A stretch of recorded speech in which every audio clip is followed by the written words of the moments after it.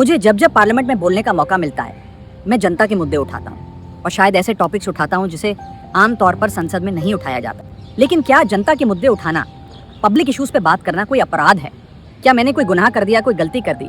ये सवाल आज मैं इसलिए पूछ रहा हूँ क्योंकि आम आदमी पार्टी ने राज्यसभा सेक्रेटेरिएट को ये कहा है कि राघव चड्ढा के पार्लियामेंट में बोलने पर रोक लगा दी जाए। जी हाँ, आम आदमी पार्टी ने पार्लियामेंट को ये सूचित किया है कि राघव चड्ढा को पार्लियामेंट में बोलने का मौका ना दिया जाए। अब भला कोई मेरे बोलने पर रोक क्यों लगाना चाहेगा? मैं तो जब बात करता हूँ देश के आम आदमी की बात करता हूँ। एयरपोर्ट पर मिल रहे महंगे खाने की बात रखी, जोमेटो ब्लिंकिट के डिलीवरी राइडर्स की प्रॉब्लम रखी, खाने में मिलावट का मुद्दा उठाया, टोल प्लाजा लूट से लेकर बैंक चार्जेस लूट की बात करी, यहाँ तक कि मिडिल क्लास पे टैक्स के बोझ से लेकर कंटेंट क्रिएटर्स पर स्ट्राइक क्यों करी जाती है, टेलीकॉम कंपनियां कैसे 12 महीने में 13 बार हमसे रिचार्ज कराती हैं, डेटा रोल ओवर नहीं देती हैं, रिचार्ज खत्म होने के बाद इनकमिंग रोक देती हैं, तमाम इश्यूज मैंने सदन में उठाए। और ये मुद्दे उठाने के बाद देश के आम आदमी का तो फायदा हुआ, लेकिन इससे आम आदमी पार्टी का क्या नुकसान हुआ? भला कोई मुझे बोलने से क्यों रोकना चाहेगा? कोई मेरी आवाज को क्यों बंद करना चाहेगा? खैर, आप लोग मुझे अनलिमिटेड प्यार देते हैं। मैं जब जब आपके मुद्दे उठाता हूँ आप मुझे सपोर्ट करते हैं, मुझे शाबाशी देते हैं, मेरा हौसला बढ़ाते हैं। मैं आपको कहना चाहता हूँ थैंक यू। ऐसे ही मेरा हाथ और मेरा साथ थामे रखिएगा, छोड़िएगा मत।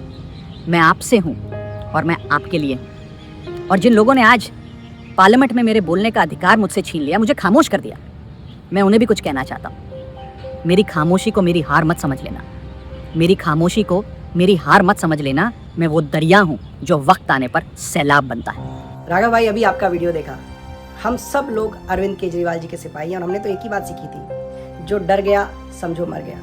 हम सबको तो लोगों के मुद्दे उठाने थे, सरकार की आंख में आंख डाल के। देखा, जो भी कोई सीरियस मुद्दे सरकार के खिलाफ उठाता है, सरकार से प्रश्न पूछता है, लोगों की बात करता है, सरकार डिक्टेटर की तरह उसको तमाम सोशल मीडिया पर बैन कर रही है, FIR दर्ज कराई जा रही है, मुकदमे किए जा रहे हैं। सरकार को इससे कोई फर्क नहीं पड़ता कि कोई सॉफ्ट PR अपनी पार्लियामेंट में करे, क्योंकि पार्लियामेंट में एक छोटी सी पार्टी का बड़ा लिमिटेड टाइम होता है। उसमें अगर कोई समोसों की बात उठा रहा है तो उससे ज़रूरी है कि देश के बड़े मुद्दों की बात उठाए। अभी सारे विपक्षी पार्टियों ने CEC को इम्पीच करने के लिए मोशन लाना चाहा, आपने उसको साइन करने से मना कर दिया। इसके ऊपर अपोजिशन वॉकआउट करती है, आप वॉकआउट नहीं करते हैं। पिछले कई अरसे से मैंने देखा आपने कोई भी मुद्दा सदन में नहीं उठाया जिसमें आपने प्रधानमंत्री या भारतीय जनता पार्टी की सरकार से प्रश्न किया हो। ऐसे डर की राजनीति कैसे चलेगी?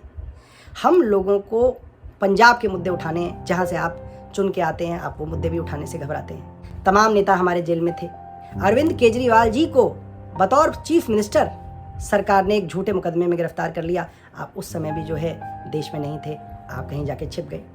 भारतीय जनता पार्टी की आंख में आंख डाल के आपको मुद्दे उठाने पड़ेंगे, वरना देखिए आपके जो सॉफ्ट मुद्दे हैं उनसे उनको कोई फर्क नहीं पड़ता। बल्कि भारतीय जनता पार्टी तो कल से आपको सोशल मीडिया पे सपोर्ट कर रही है।